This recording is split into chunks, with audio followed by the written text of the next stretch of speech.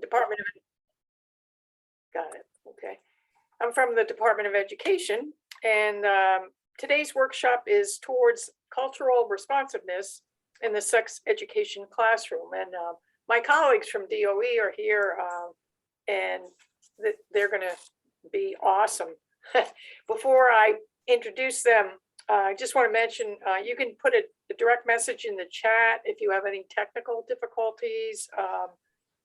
And, you know, if you have any questions, I'll be monitoring the chat, so I'll kind of keep track of that. So, we have Deqa, Dhalac. She's the Family Engagement and Cultural Responsiveness Specialist, and she's also the mayor of South Portland. I always like to include that. Amelia Lyons is the McKinney-Vento Specialist, and then we have April Perkins, and April is an interdisciplinary instruction specialist. She was like world languages, English as a second language, bilingual program specialist. So they do lots and lots of different things, and I will let them take it from here. So April, are you up first? April's sharing her screen, right? Okay. Yes, thank you, Jean. So as Jean told you, we're here today to talk to you about cultural responsiveness in sex ed classrooms. We've got a lot of info to share, and we hope for as much interaction as we can with this size of a group. So please, if you have questions, as Jean said, add them right to the chat and we'll be happy to answer them. All right, so here are our objectives for the day. So we want to support you in fostering culturally and linguistically responsive sex education with strategies that will empower students with knowledge and skills for a lifetime of health and safety, strategies that help make sure that your students are feeling represented in the curriculum, and then talking about how to review and adapt your curriculum to ensure that it is as responsive as possible to the communities that you serve. So very quickly, if you don't mind engaging in a quick icebreaker with us, we'd love to just get a sense of who we have in the room and maybe the background that you bring and how you're feeling about your ability to respond to your students in culturally responsive ways. So you can use this QR code right here, or I will grab this link and toss it in the chat. And if you could just take a moment and answer that Mentimeter, we'll take a look at what the results are. If you have any trouble accessing the Mentimeter, please let me know. It's in the chat, so you should just be able to click.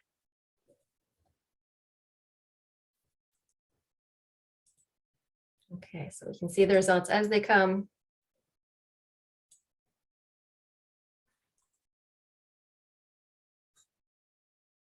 I'll give you just a few more seconds.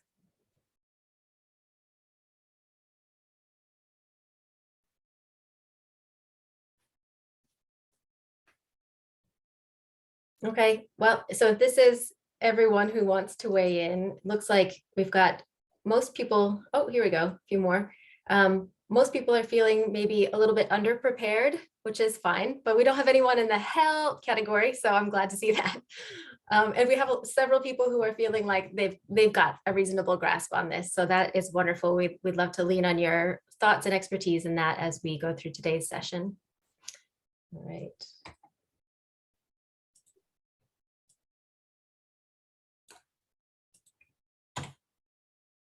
All right, Amelia. Thank you, April, and hello, everyone. Thank you so much for making the time to join us today to have this conversation. One of the first things we really encourage folks to think about when we think about culture and multiculturalism is recognizing that we all come with our own culture, right? Even if we think, oh, I've lived in Maine my whole life, I don't have any culture.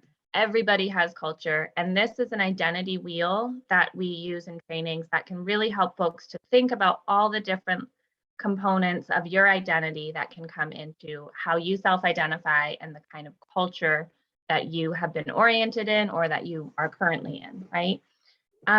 So when we think about culture, we can think about socioeconomic culture, we can think about family culture, we can think about, you know, being from Maine and knowing lobster bakes versus being from Louisiana and having crawfish boils. Or we can think about the different cultures. If you say, I'm from Lubec, Maine, or I'm from South Portland, Maine, right? There's different connotations that we have with all of those, and those all do play a role in who we are and how we identify. So one example here in this culture wheel, and I do encourage you to go back at another time and really go through this activity on your own. But one thing to consider is, what are the identities you think about the most often, and the ones that you think about the least often? And also, depending on the situation you're in, how you are aware of those identities. And so when I'm at the DOE with mostly women, my identity as a female does not really stand out. It's not something I think about with my colleagues very often, right? But when I work in the migrant education program and I go to a farm worker camp and it's mostly men who are migrant seasonal farm workers, I'm suddenly very aware of my identity as a woman. And so just thinking about how our identities play out in different spaces and what that can look like. And then we have, next slide, please. Deqa? Yes, thank you. Thank you everyone for having us. And when we're talking about cultural differences, this comes to mind, the cultural iceberg.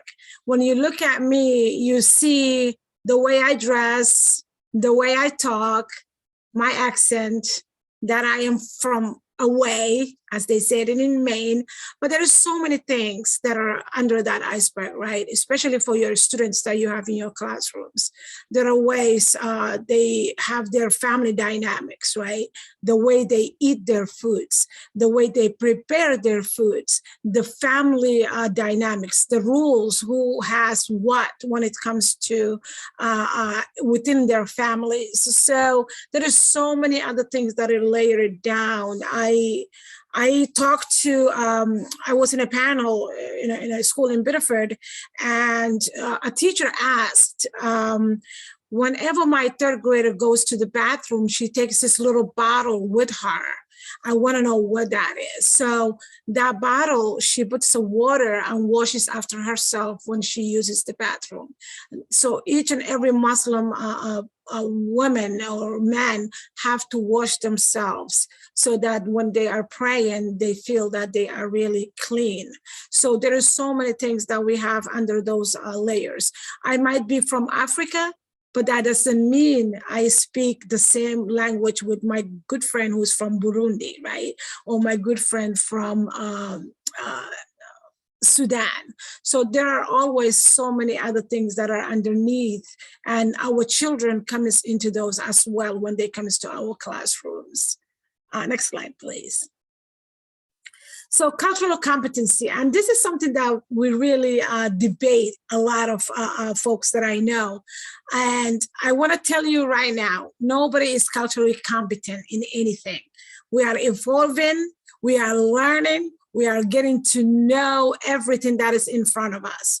So when we are talking about cultural perspectives that influences about our lives, it's about how we communicate with one another, right? It does not matter whether we are white, black, immigrant. It's the way we talk to each other, the way we communicate, the way we talk about when it comes to relationships. I have a 21-year-old daughter and 22-year-old daughter and 28-year-olds. And so I kind of protect my daughter more so than my sons. So I kind of put her in a little eggshell saying that you're a girl, you are better than the boys. And when you have a relationship, you have to make sure who you're talking to and, things in that sort. And I think that is universal when it comes to boys and girls, right? And how we perceive ourselves and others. If somebody looks at me, and this is in general, they might think the fact that I might not speak English. If they see me like that walking down the street, right? And I have so many stories that I can tell you about that. So, but we should not really have those stereotypes about people, because they might speak maybe 7, 8 languages. They might travel halfway the world. They may have so many,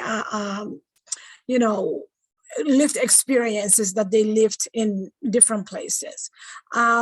some of us respond to situations differently comparing to where we are coming from.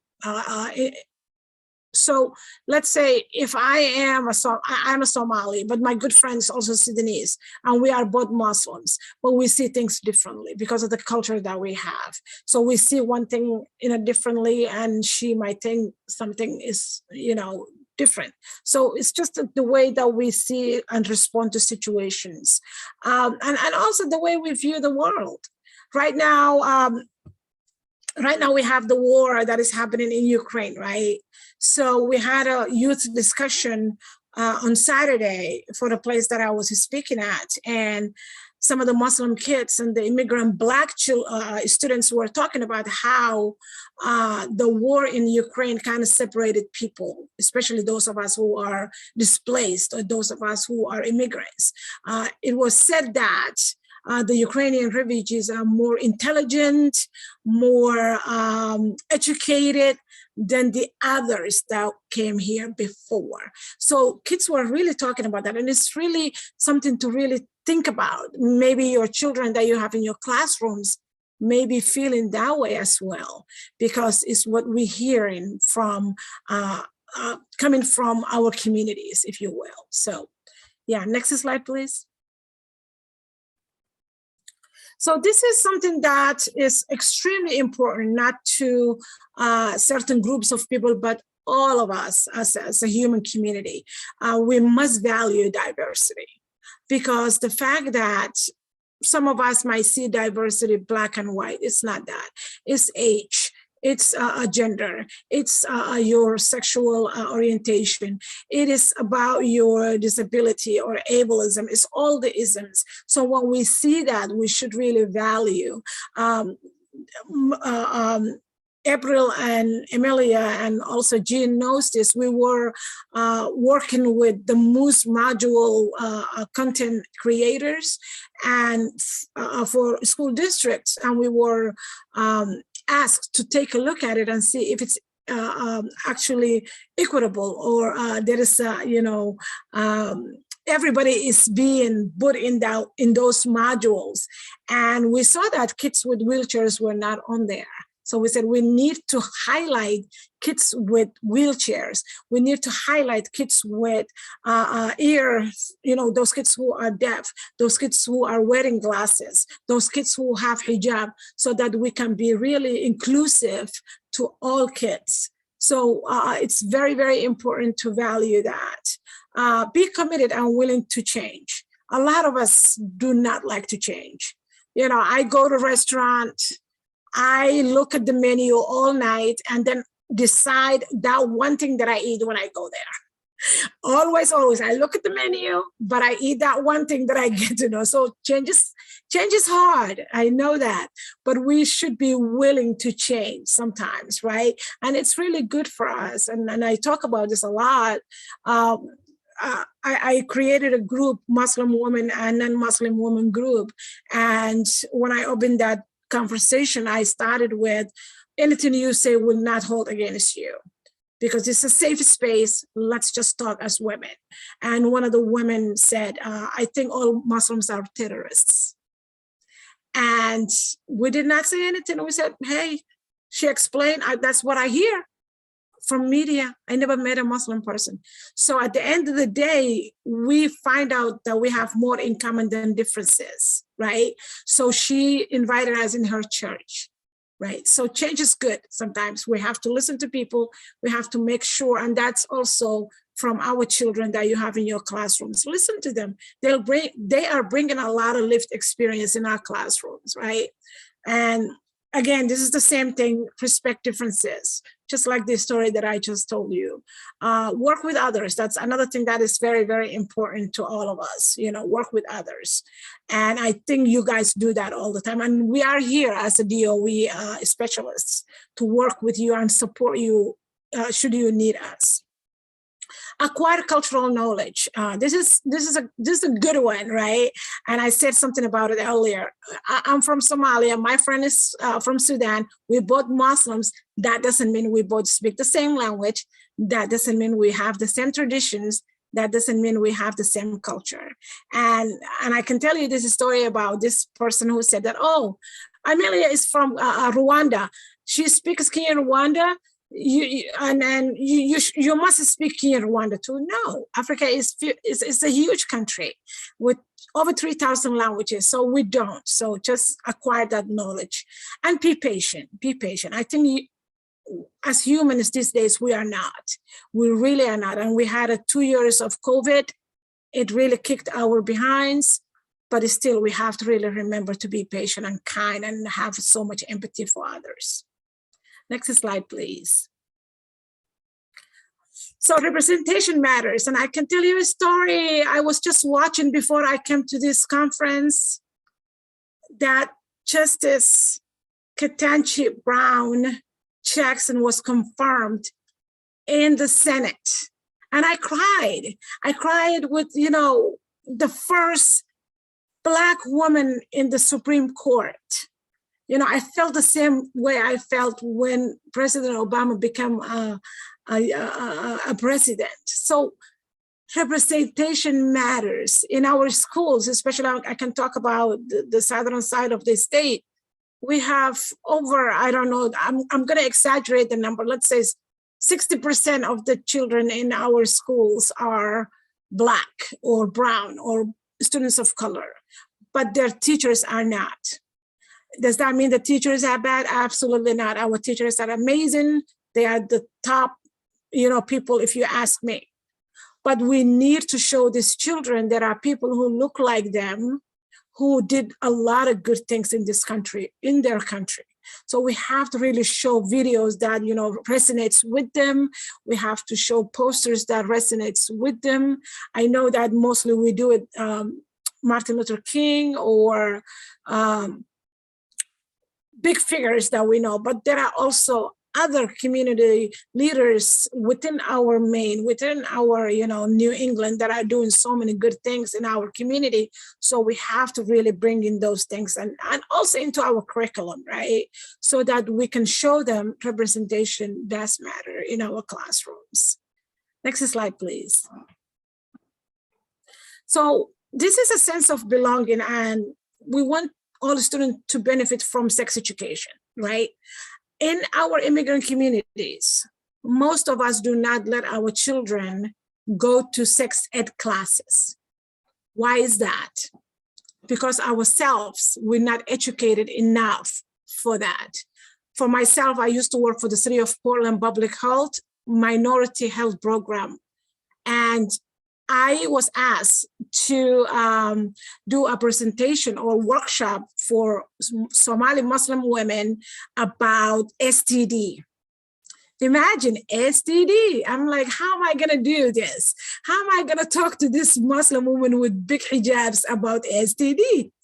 So I had to come in a way that was health-wise. Like, if you do this, it might, for your health, it will be bad to you, some sort of that. And I brought a doctor, I brought a nurse to back me up from these things that I'm saying, because I'm not a doctor or a nurse. So that way, when they hear this is something that can harm you or your children, if you get this, they listen and they ask questions. So I think what we need to do is to bring our families in and understand about sex education, is to educate our families first and making sure they really understand what we mean when we are telling them, don't have sex. If you do, please use condoms. And I have to tell you this, I am in my day 6 of Ramadan fasting. So I'm questioning myself as well. Should I be talking about sex in my fasting? But I think this is very important subject that we really need to talk about, because it can save lives, right? It can save our children's lives and our families' lives. So that's the reason that we are here to talk about. So the language that we are talking to these families or these children has to be really be something that they belong, something that gives them a safety space that they can talk and say something. How can you leverage that? There is so many community members, community leaders that are in here in Maine that are willing to support our schools, our families. So please tap into that. If you do not know, let us know. Amelia knows a lot. I do know a lot. I have so many connections. April knows a lot of community members because of her ESOL work that she's doing all over the state. So please reach out to us and we can help you how to connect with those families and also the community leaders. And oh, sorry. I wanted to jump in 1 second when you're done. Please go for Okay. it. So sorry, I was supposed to ask any, you want to add to anything? No, just took everything with myself. Sorry. Not at all. I just wanted to add a couple of things on this slide for like physical space. How does the physical classroom space really encourage belonging for students? So it's not just, is it diverse, is it equitable, is it inclusive, but is there a sense of true belonging where everyone feels like they belong in that environment? And so in another conference I was in, there was a speaker who spoke about just having the rainbow flag present in the classroom and the difference that made for him as a student. And to me, I thought like, oh, that's just such a simple little teeny tiny thing to do. But for him, it signaled so much about the spaces that he felt comfortable being in, right? And another idea would be developing ground rules or community agreements, which I'm assuming you probably already do when you navigate these tricky conversations. But some of those ideas of like, don't yuck my yum is one of them, of like, don't insult what someone else enjoys, right? Or really thinking about intent versus impact and how those can, what the words that we use can really affect people. And in that same vein, if I can add something quickly to this slide too, one way to really support students in feeling that they belong and that they're welcome is making sure that we try our very hardest to pronounce their names correctly. So we could do an entire hour or 2-hour presentation on that, but I'm sure that that's probably something you've thought about and hopefully are making efforts towards, but it is so important. And if you need any help, if there's a name that you're just struggling with, you can call me. I have lots of strategies for pronunciation. I'll work with you to make sure that you're getting it right. I'm so glad you brought that up. I was watching author Chimamanda Adichie. She made a presentation at Harvard, and the woman who supposed to introduce her was asking her always, how do you pronounce your name? She is writing it down. She just want to make sure she gets the name right. And she is working so hard. And she said when she came to the podium and said her name, she said Chimichanka instead of Chimamanda. But Chimamanda was talking about it and saying that I did not really feel bad about that because this woman really worked so hard. And she was not maliciously just, said my name however she wanted. She worked hard. She wanted to make sure to get the name right. So because of that, she really applaud her and say, thank you, but that is wrong. But I get my name butchered every single day, so I get used to it. All right, next slide. So what do you know about your students' culture? And we talked about this a little bit. A lot of kids, they bring a lot of lived experiences in the classroom. And how can we really acknowledge that and support them for that? And how cultural and spiritual beliefs also are valued in certain spaces, especially in my household right now. We are fasting and we believe in, we are Muslims, so from sun up to sundown, no food, no drinks. And many people think that we only abstain food and drinks. It's not only that, we also have, we learn from self-discipline from that, because it's really easy to get tempted, if you will, to eat or to drink, but we really have that self discipline not to do that. We're also thinking about breaking unhealthy cycles. All the foods that we've been eating over the year, we have to also break that cycle. Creating healthy habits, that's another belief in Muslim religion when it comes to spiritual norms. Gaining closer to God, putting trust into God's hands. So those are some beliefs that us Muslim folks have. Also the family structure, right? The father, the mother, the children, and how is that? It's different in any household, as I said it earlier. And also the sexual norms and taboos. Those are happening in our homes also. Not to do this, don't have sex, yes do, but don't use a condom when you're doing that. I remember when I first had my period, it was in back home. Nobody told me about period. Nobody explained to me anything about it. Schools do not talk about that. So I remember getting it and I'm like, should I tell my mother? And I'm like, oh no, there is no way I'm gonna tell my mom about this. So I told that to my cousin who was about 10 years older than me. And this is what she told me. She said, do not touch any boys or do not let a boy touch you. So for me, how I understood was touch, touching. So all my friend classmates, I would not let them touch me. She said, if they do it, you will get pregnant. That's what she told me. So I had a phobia of boys even getting close to me. But she didn't mean that way, right? It didn't occur to me what she meant was different because I didn't know what that was.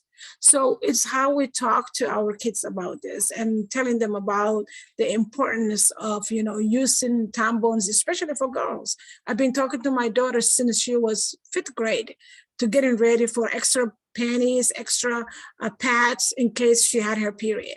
And at 7th grade, when she had her period, she just called me from work. Hey, Mom, I just got my period. I boo-hoo cried. I did not know what to do. But she was ready. She knew what to do because I told her what to do. So we really, really need to think that way because these kids that you have in your classrooms may not have the understanding of any of these things.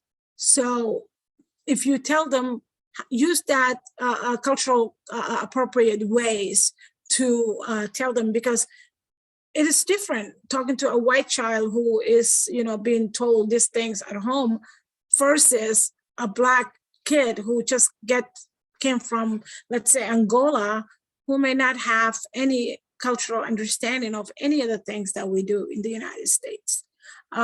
Dating and marriage, it's huge. It's big in my culture. You're not supposed to date anything, but can I do that?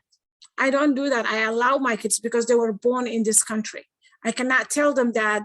I cannot dictate my culture over them. I can tell them what the religion tells us, what the culture is, but what they do at the same time is their own thing. But I have to always, as a parent, support them and say, if you choose to do this, this is the things that you need to do. This is the things that you need to understand. These are the kinds of health concerns that you may get if this happens, right? So we have to always let them know. I think contraception was also huge. I don't know if any of you remember in King Middle School a few years back, it was a big thing. I think there was a child who was pregnant at the age of 12, if I'm not mistaken. Anybody remember that? I was not in Maine, but it was huge in King Mill. That's what we were told. And the parents were really angry because the school provided contraceptions without the parents' approval. So that was a huge thing. Abortion also in the Muslim culture, it's a no-no unless it has something to do with health concerns, right? So that is another thing that is big in our community. And we always teach what it is and how you should or shouldn't do it, or if you choose to do it, you have to get to the doctors that are really doing it the right way. You just don't go there, because I remember back home, women will get pregnant. You can only get pregnant if you're married in my culture, right?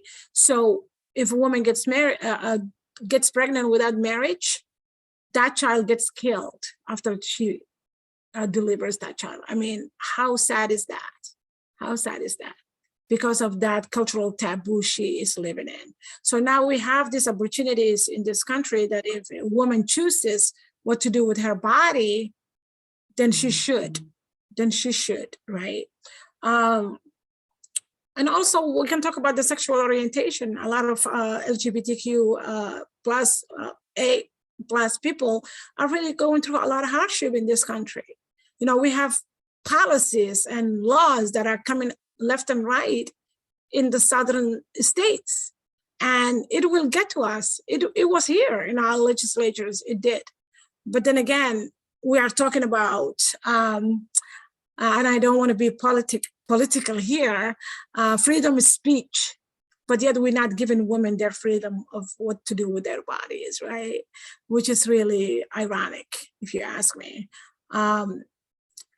Anything to add to that, Amelia and April?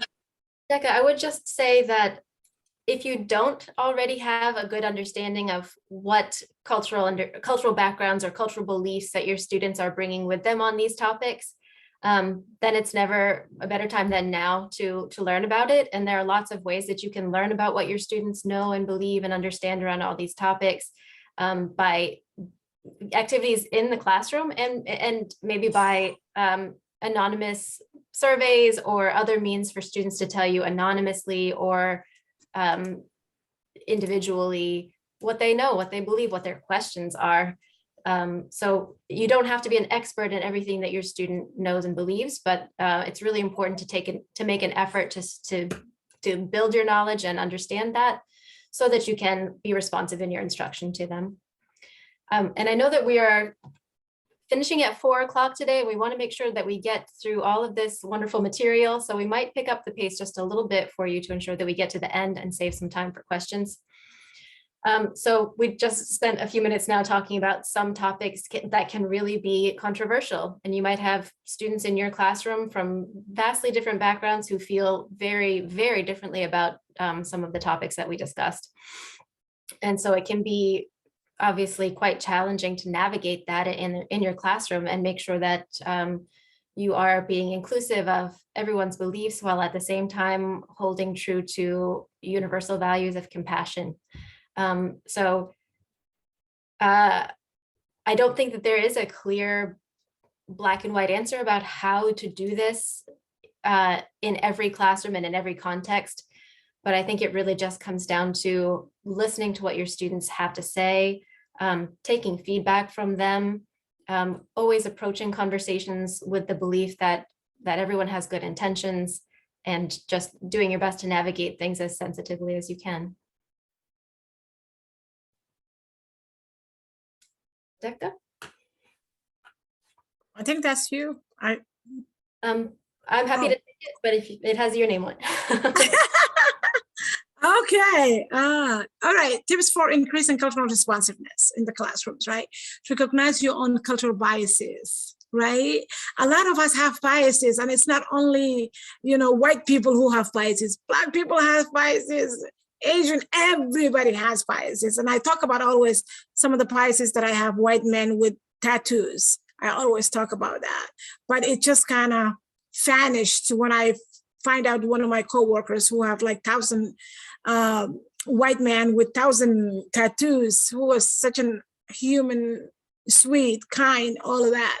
And I'm like, that's it. My biases about white men with tattoos are gone. So we do have those biases. So we have to recognize it. If we do not do that, we won't be able to provide any services to anybody that we have in front of us. Listen and learn from students' perspectives. We talked about a little bit about this. So these kids are bringing a lot of lived experiences in the classroom. They're talking about their culture. They're talking about who they are. I remember my daughter asking me, she had a homework, I think she was either fourth grade or fifth, I don't remember, about a family tree, right? And I give her my family tree, my husband gave her his family tree, and my mother gave her her family tree. And she ended up having a huge paper with all of these names. And the teacher was like, what is this? How is this even possible? How do you have all of these names? So we know our ancestors, we know where we came from. We know we can go back at least 20, 30 names from our ancestors. So listen and learn from their perspective, because they will bring so many different things into the classroom. Incorporate community leaders in discussions. This is also very important. When we are talking to our community members, some of us do not trust the healthcare system, do not trust the education system, any system that we have, but they do trust their community leaders. So we should, get to know those community leaders, who they are. And when we have big events, community nights, school multicultural days, you have to reach out to those community leaders and use them to, connect your relationship and strengthen your relationship with your teachers and your family members. So it's very important to have that. And if you do not know that, please let us know. Between me and April and Amelia, we know so many of these community members who are the leaders in our community. So appeal to universal values of compassion. I think most teachers do that. And when you are working with your students, especially those who English is a second language or may not even speak English now. Right now we have so many asylum seekers, especially right here in South Portland. We are really providing all the interpreting services for their parents, for the children, so that we are just giving them all these resources that they need. And just being there is even huge when it comes to providing services to these newcomers, especially. And also our kids who are, special needs. I mean, those are very, very vulnerable community in our classrooms. So we have to really show them the values of compassion when we are providing services for them as well. Approach sensitive topics from a science health perspective. And I talked about this earlier. My Somali women that I was explaining to them about STDs, they would not listen to me. Although they know me, they like me, they love me, they wouldn't listen to me talking about sex education if I did not bring that doctor and that nurse to say, this is health thing, we have to talk about it, and it is good for your health. So it is always really good to have that perspective of health when it comes to talking to communities who may not have the same culture like ourselves, or yourself rather. Understand and reduce the power imbalances. So this is another thing. When we are in classrooms, kids are seeing you as this authority figure, right? And if you say something, they might just get scared and they might shut down. So show them that you are here to teach them, to support them, so that they can learn the best way you can provide this teaching and curriculum and books. So show them that you are here for them. And I know that back home it was different. The teacher says, nobody can say anything after that. That's it. The teacher is your second parent. Mom, dad, and teacher. What they say goes. So they have a lot of power. So a lot of kids were really afraid. I remember, in my exam on middle school, we had to be up for so long and really study and study and study, because if you fail, you go back class. You're not going to pass that class, you go back. So nobody wanted to do that. So just show that you are here to support them and help them. And you do have the power, of course, but also show them that you're really here for them. You're going to add to anything, Amelia and April? Not on that one, but I'm happy to take us with this slide, talking about parent and guardian involvement and permission. So as Deqa mentioned earlier, oftentimes parents and guardians may not feel comfortable or may be kind of apprehensive about the topics that are being discussed in the sex education classroom. And so it's very, very important to make sure that they're receiving communication and that it's two-way communication, that they can ask you questions and share their points of view and share suggestions even with you if you're open to that. So when you're communicating with families who may not have English as their primary language, it's very, very important. And in fact, it's the law that schools need to communicate with families in the language that they can understand. So for some families, that's going to be written translation. If you have a permission form, for example, or if you have any information about your curriculum that you're sending home, that needs to be in a language that they can understand. But we also have to be careful not to assume that all families are literate. And there may be families who need to receive that support through an interpreter. And that, again, is something that schools are obligated under civil rights law to provide. So we want to, of course, minimize the number of parents who might wish to decline or opt out of certain segments of the curriculum or sex ed altogether. And we can do that by building trust, as Deqa shared a number of strategies around that, of really leveraging the relationships that you might have already with members of the community and looking to community leaders to help you share the information with the rest of the community and build trust. So the next few slides are about linguistically responsive practices, because of course, culture and language are always intertwined, and we want to make sure that students feel comfortable in our classroom when it comes to their culture and their language. And so here are a few suggestions for you on how you can do that. And I'll be going into each of these in depth a little bit. So first thing is that we want to approach all students with an asset orientation. What I mean by that is we look at them and we say, my goodness, all of the funds of knowledge that this student has, all of the experiences that this student brings with them are valuable to my classroom. And I want to leverage those and I want to draw them out. And I want this student to feel like a valued member of the class. So we do that by asking them to share when they feel comfortable, providing opportunities to hear from them about their experiences, with a small caveat that you never want to make a student feel like they're being put on the spot or that they're having to serve as the ambassador for their entire culture. So we want to avoid that too. It's always about when a student wants to and feels comfortable doing that. And then having high expectations for all students. I think sometimes educators encounter a student who's a newcomer who might have beginning level English and they feel like they don't know how to work with that student. They don't know how to begin. And that sometimes leads them to have low expectations for what a student can do academically.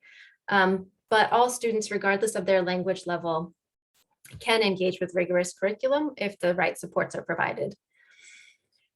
So it's really important to know as much as you can about the student's language profile. What language or languages do they speak? What skills do they have in those languages? Are they literate or not? And try the best you can to leverage the language skills that they bring with them.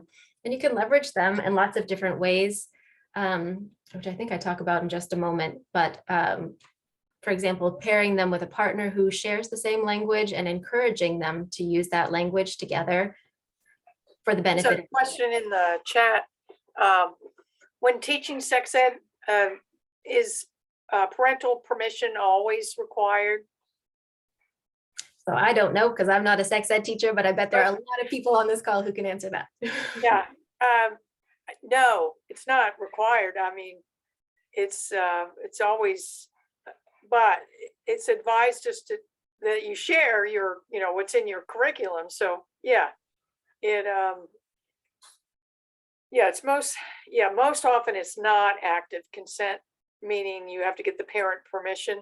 It's mostly opt out, but doesn't hurt to let parents know.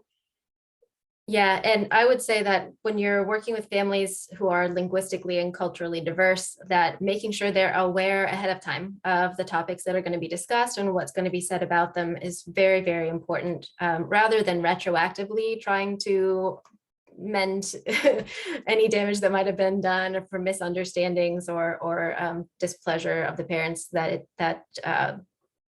communication beforehand is very, very essential. Okay. So making sure that you are speaking and providing supports to your students to be as comprehensible as you can. So you as the teacher, when you're talking, you can make some small adjustments to the way you speak that can really help your student understand. So for example, enunciating, slowing down your speed just a little. So I want to be cautious not to say that you're going to exaggerate that and make a student feel like you don't believe that they're going to understand you. So, just enough to make it somewhat easier for them to grab onto. And avoid using idioms, which are those expressions that you would only know if you'd heard them before and someone had told you what they meant. So just being aware of the things that you say that might be a little more challenging for students and trying to avoid saying them or teach them if they're important to the curriculum. Let students know in advance what the plan for that day's lesson or unit is so that they can wrap their heads around that and anticipate what's going to be talked about. And that anticipation really helps them to understand much better what the class is all about. And that includes providing them with some key vocabulary and concepts ahead of time. So if you can give them a list of the 4 or 5 words, for example, that are going to be really essential for that day, so they can take those home, learn them, maybe translate them, do whatever it is that they need to do to internalize those words and then understand them when they're used in class. Having an anchor chart in the classroom can be very helpful. So I think this is a common practice in a lot of elementary classrooms, but less so in middle and high school. But I really encourage it as a practice throughout all grade levels, that if you have some key concept that students are working on, something that they're striving to learn, that you have an anchor chart on the wall that encapsulates it, that reminds students of the key elements of it, that includes the key vocabulary that they need to know, all in one place that they can refer to easily throughout the class. When you're giving instructions for any kind of activity, you want to make sure to give those instructions in a variety of ways.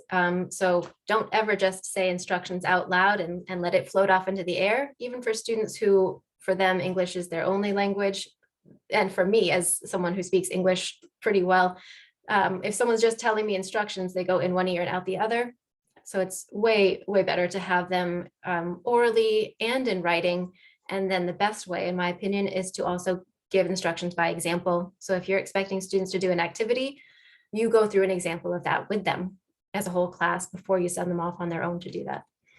And then check for understanding. So you might think that that would be as simple as saying, do you understand? But that's just about the worst way you can ask to figure out if students have understood you. So if you say, do you understand? Everyone's going to say, yep, because they just want you to move on. They don't want any attention called to it. So there are other ways that you can check for understanding, whether it's exit tickets, just individually checking in with students, asking them to produce something with their new learning that you can check and see that they've gotten it. All right, so instructional strategies. There's so much that you can do to improve your instruction for students who are learning English, and these are just a few very basic ones. If you would like any more support around this, though, I really encourage you to reach out to me anytime, and I'm happy to be a thought partner and a resource. But as we've talked about many times throughout this presentation already, that knowing about your students' linguistic and cultural assets is the first step to then leveraging those assets in your classroom. Oh, and with translation tools, which I know are very, very helpful and many instructors are using, just a caveat that those can sometimes be hazardous because there can be mistranslations that can be really unfortunate. And so when you're using those tools, just make sure students know, like, if something sounds strange or off, it probably is a bad translation. Let's work through it together and make sure we get it right. So images, videos, and realia, real life objects are really helpful for students to grasp what is being spoken about or what the activities are. And we want students to participate, right? The idea is not that students are just going to sit in class and listen, but we want them to also feel comfortable to speak, to share their thoughts and ideas. So if having a classroom climate that feels like a safe place to take risks helps with that enormously. but some students may not feel comfortable speaking in front of the whole group. So giving them opportunities to speak in small groups or in pairs, or if they're not quite to the point of feeling comfortable speaking, giving them other avenues to share what they know with you. For example, a journal or an audio recording, if that's what they want to do. And same thing for multiple ways to demonstrate learning. A written test, if that's still something that people do these days, can tell you a certain amount about what students know, but if it's language dependent and the only way a student can gain access to that written test is through English, then you're not really testing what they know, you're testing their English. So you want to find other ways to get at what they know, and that might be through a conversation, through a portfolio, through an audio recording, through a poster, through a picture that they draw. There are lots of different entry points. Okay, so I think we've covered so very many things that feed into this, but really the bottom line in looking at your curriculum is just putting on the lens of cultural responsiveness as you look at every element of your curriculum and thinking about this material that I'm using, this textbook, this article, this video.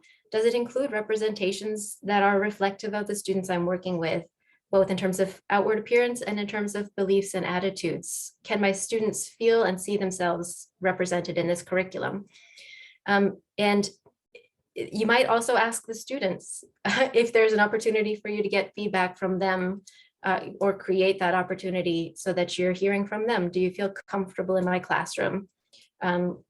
Is this information that you need and want? Are there things that I should be talking about that you need more information about? And having it be more of a two-way relationship to design your curriculum. I think we've talked quite a bit about assumptions based on the way someone looks or their country of origin, that we never want to assume that just because a student belongs to a given group that they're going to all have the same exact beliefs and values. So that's where that individual relationship building and individual input sharing with you is super important. And I think most teachers are still doing this, but a lot of students, regardless of their culture, might not feel super comfortable sharing feedback with you as the teacher, as the authority figure. But if you provide an anonymous way to do that, then that can often get you a lot more input and valuable input about your curriculum. Okay, and I think that's good on this one. And I know we're just running out of time already, so I'm going to go ahead and move on to Amelia. Thank you so much, April and Deqa. I want to talk a little bit about some other diverse student experiences. When we think about diversity, we also think about socioeconomic status, or not every student has a home that they go home to, right? And so I wanted to incorporate McKinney-Vento homeless education into this conversation as well. So if you don't mind, would you put in the chat on a scale from 1 to 5, how familiar you are with McKinney-Vento in your school? 1 being, what is this? I've never heard of it. And 5 being, I'm a professional, I could teach you, which I would love. Okay, 1s to 4s. Okay, so we're in the right place. 1s, awesome. Thank you so much for doing that, everybody. Okay, just a couple 4s. All right, so hopefully this will help you. I just put a link into the chat. If you don't know who your local McKinney-Vento homeless education liaison is, you can click this link, look up by your district, and see who's that person in your school district who is tasked with identifying and supporting students experiencing homelessness.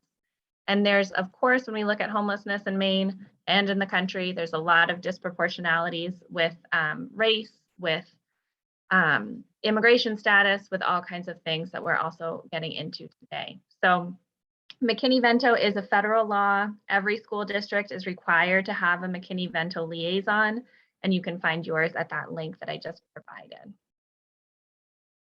Okay, next slide, please. So I had the immense pleasure of being able to interview a few young people with lived experiences of homelessness from Maine, and they really wanted educators to know a few things. And this was one of the quotes that they really wanted to share. Don't assume you know what someone is dealing with. These students, these young people had lived through very significant traumas in relation to their homelessness. And for them entering into sex ed classrooms in particular, and some of these topics, just trying to think about what kind of trauma and experiences students may be bringing with them into these conversations, and how can we make sure these are fully safe places for everyone. All right, so homelessness. What is homelessness under McKinney-Vento? We have our legal federal definition, but one way to think about it is this family or student temporarily staying with other people? Are they in between places? Are they staying in a place that is not their home? In any of those situations, they would probably qualify as McKinney-Vento. And if they do, then they can get extra support from the school to address basic needs, to receive transportation, to get referrals, anything like that. And that's where the liaison would come in, the McKinney-Vento liaison that you've hopefully looked up and realized who that is in your district. Next slide, please. So this is the federal definition. It's lacking a fixed, regular, and adequate nighttime residence. I think those words are kind of awkward, right? Like, what does that really mean? Fortunately, they give us some examples. The first one, and the largest portion of students who qualify, are sharing housing due to a loss of housing. So they're doubled up, or they're couch surfing. They were kicked out, or they ran away, or they got evicted, their family, maybe their house burned down, and now suddenly they're living with their neighbors or their cousins or whoever. That's sharing housing due to a loss of housing and would be eligible under McKinney-Vento, even though they have a roof over their heads, right? It's not a permanent arrangement. Other examples are staying in hotels, campgrounds, shelters, emergency housing, staying in public spaces. Substandard housing is included in this definition. So if you don't have heat in your home, you would qualify as McKinney-Vento. If your plumbing doesn't work, some of those more basic necessities. And then migrant students can also qualify for this. And I'm happy to talk about migrant students at any time. If people have questions about that, just shoot me an email. Next slide, please. Okay, so this is what we're looking at from our 1920 numbers.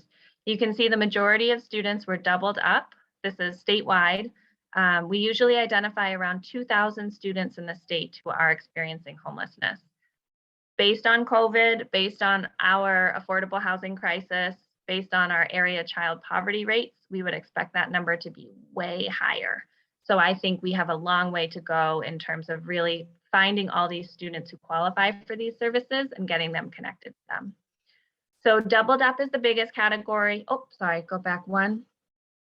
And then shelters is the next largest. And then we have hotels, motels, and unsheltered is that little sliver, that's 3%. Fortunately, that's very, very few of our students and families. And so this is a reminder based on the Youth Risk Behavior Survey, which included 27 states, including Maine. Students who responded that they had experienced homelessness is like 1 in every classroom, right? Like, this is not an abstract thing that happens once in a blue moon. This is in every single classroom we look at. There's probably one student who has experienced homelessness this school year. And that's a really, really important reminder when we think about this population. And then, as I mentioned before, disproportionalities by race and also by LGBTQ status, and particularly the T for transgender. Transgender high school students are over 9 times as likely as their cisgender peers to experience homelessness in high school. So really make sure, if you have students who identify as transgender, make sure that those supports are in place, that you're having conversations, and that you're aware of, you know, what the school can do if they experience housing instability. And this just shows a little bit more about the reasons why LGBTQ young people experience homelessness, and you can see the vast majority were forced out or ran away. Next slide, please. We also have unaccompanied homeless youth. So these are young people who qualify under McKinney-Vento as homeless, and they are also not in the physical custody of a parent or guardian. So this could be someone who moved in with their boyfriend and their boyfriend's parents.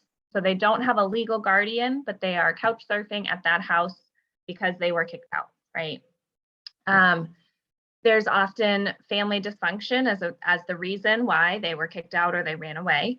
And when we determine eligibility, it's not about what options or choices we think this youth has. It's about where are they currently staying.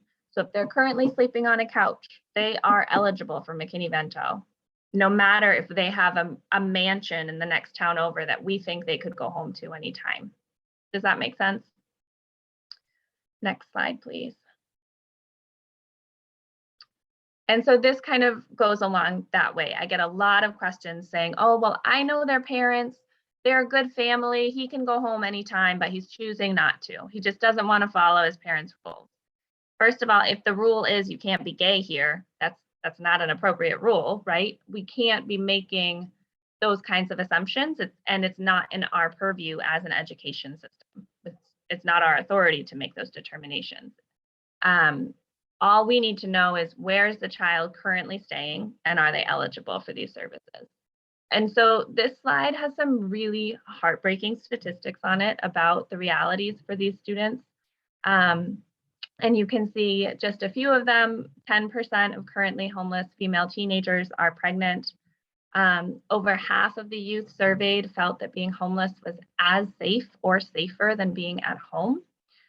And homelessness is the largest risk factor for commercial sexual exploitation and sex trafficking of minors. As an important reminder, when you think about the topics you're discussing and the way you're talking about it, just another thing to keep in mind. Next slide. I'm trying, so I'm flying through here. Yeah, students who have become or have gotten someone pregnant are 10 times as likely to experience homelessness. Next slide, please. And this was another note from a young person with lived experience, where just thinking, how can we talk to students individually and what kind of supports can we offer them? So connect with your school district McKinney-Vento liaison if you think a student you know might be experiencing housing instability. Maybe the school has access to showers or laundry or a secure place that the student can secure their belongings. Any of those kinds of options may be real lifelines for these students that are in these situations. And then just as a reminder, unaccompanied homeless youth, it's the school's responsibility to remove any barriers for enrollment and active participation. So they can enroll in your school, they can participate in clubs. They do not need parent signatures on anything if they're unaccompanied homeless youth. They can sign off on their own. And in Maine statute, we also do have that unaccompanied homeless youth can consent to their own medical care. And the local McKinney-Vento liaison can provide documentation to show that to a medical provider. So those are some of the strategies for this particular population. Help folks get medical care, collaborate, get to know your liaisons, and then together you can meet those student needs and working with community and other partnerships as well. We have some additional resources linked here. I'm assuming you all will get the PowerPoints and materials. You can take a look at those. And then we have 11 minutes for questions. So feel free to unmute if you want, or you can post them in the chat. We're happy to take any questions you may have.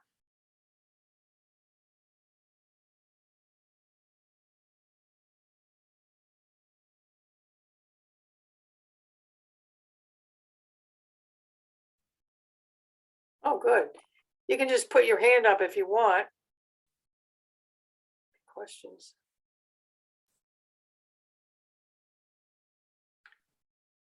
Or comments? Go ahead, Janet. I have a question about helping to provide more better education for a lot of my Asian students.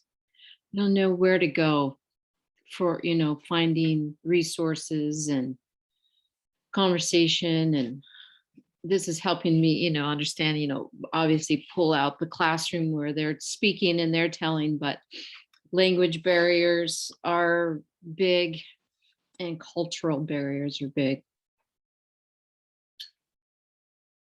I would find out what countries particularly, and then connecting to those associations in Maine. So most, I don't know if it's most, but most significant immigrant populations in Maine do have an associated group with community leaders that you could connect with. So I know like our Cambodian Association of Maine might be a resource, and chatting with them about what you're doing in your classroom and how to better connect with students and families might be an option. In my situation, it's mostly China or Korea, but these are students not of need. It's private schooling, so it's a little different than, it's not, migrating to the country, choosing to come here for school. So it's still challenging to find the resources. Yeah, so Janet, what you can do is there is a Chinese association in Maine that we have. We can look it up for you. I think this problem also, I shouldn't say problem, this issue also came up a year and a half ago when kids went on virtual, and there was a lot of teachers who were saying in a particular school that they need a Mandarin translators and interpreters. So I looked it up one, and I connected the school or that teacher at the time, a Mandarin speaker, and they really solved some of the issues that they had. And it doesn't matter whether it's public or private, the issue is right there at your hands, right? And as a community members, we have to really support you and help you and find that information for you. So I think Jean dropped our emails in there. Shoot me an email and I will look it up for you, the specific people that you can connect and who can support you.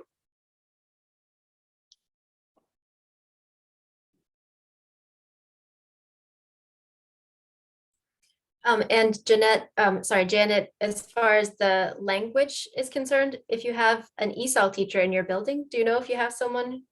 That person is usually the best resource to go to just to get some general strategies that you might be able to use and to help you understand better what skills the students do have and how to leverage those.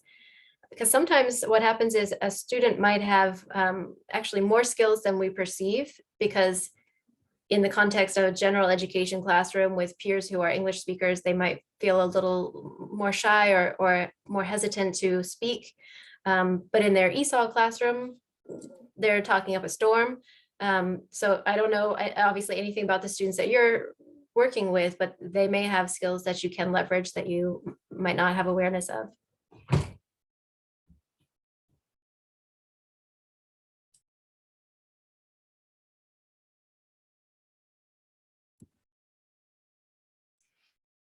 I was going to mention, and I would love your input on this, on the importance of not, I don't know what's the term, like the single story or the single voice. So I think sometimes in our state, we don't have huge populations everywhere and so there might be some groups that have just small numbers of people, but we want to learn, let's say we want to learn more about their beliefs and practices and cultural differences, but just because that person and that family in your area might have certain beliefs or traditions, they don't speak for that entire culture, of course, so, or that, entire country, or, so I think there's just so many nuances in the importance of like reading on our own to get a broader view of a certain culture, but also just not saying, well, I met this one, Chinese student who spoke Mandarin, and this is what they do and believe. And so that this must apply to all,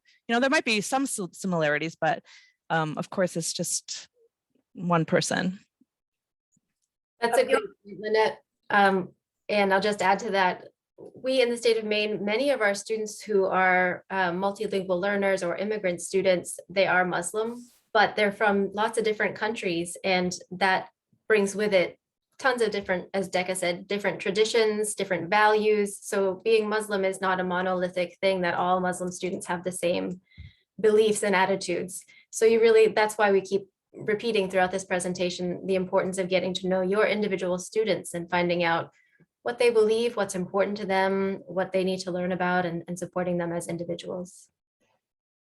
And when we look at the identity wheel, it's really important to think about what parts of my identity are influencing these pieces. When just a silly little story, when I first met my husband, he loves soup and he would eat soup all the time. And I thought like, oh, this must be a Muslim thing. I guess Muslims just love soup. And then I talked to some Muslim friends and they're like, no, what are you talking about? I was like, okay, it must be a Rwandan thing. It must just be like a cultural thing from his country. And I talked to Rwandans about soup and they were like, no, that's just Habib. That's just your husband. Like that's a personal preference. That's not speaking to any other group that he's a part of, that we're all still individuals at the end of the day, right? You put that article in the chat, Amelia? Yes, and I put the link to the single story TED Talk as well, because that's a great, I think it's 15 minutes. It's a great grounding video as well. I think Deqa highlighted this earlier, but I'll just emphasize again that there's also a difference between your students and their families and the beliefs and values that they have. Generationally, things change, and also being raised in a different context, things change.